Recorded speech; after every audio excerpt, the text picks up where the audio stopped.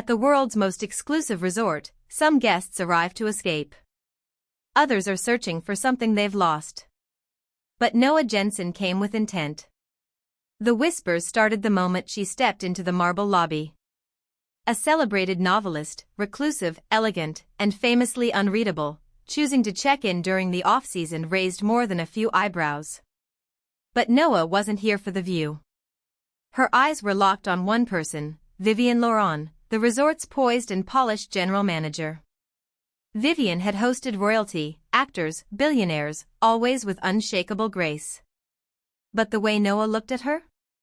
It was too specific. Too familiar. It rattled her. In the days that followed, their paths intersected in ways that felt too convenient to be coincidence.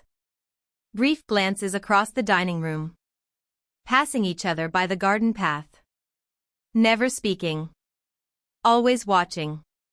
While other guests filled their time with excursions and cocktails, Noah spent her afternoons alone, writing, barefoot in the sand, eyes fixed on the horizon. And somehow, Vivienne kept ending up there too.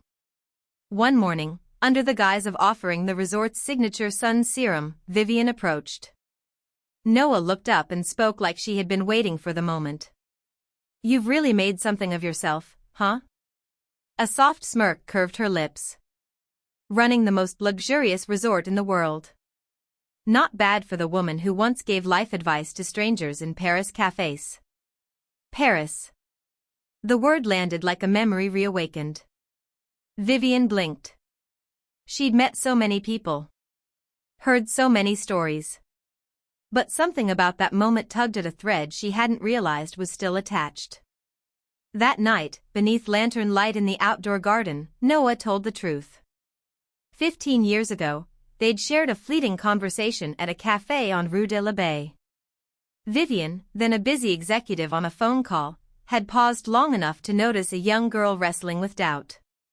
"If you're not ready to fall," Vivienne had said, "then don't bother trying to get up." Noah never forgot it. "Your words made me brave," she said. "They made me want to become someone worthy of falling for."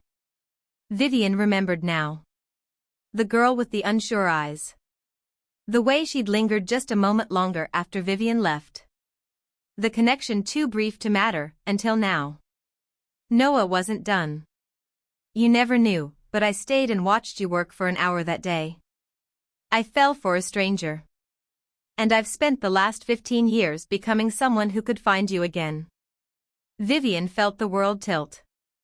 A stranger's words, spoken offhandedly in a café, had left an imprint that rippled through time. And somehow, impossibly, that stranger had come back to her. The silence between them wasn't awkward. It was complete.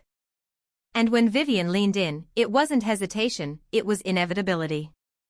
The kiss was soft, deliberate, like finishing the last page of a novel written in longing and fate. As the piano played faintly from the distant lobby and the stars rose over the resort, they sat in that garden, finally rewriting their story. Together.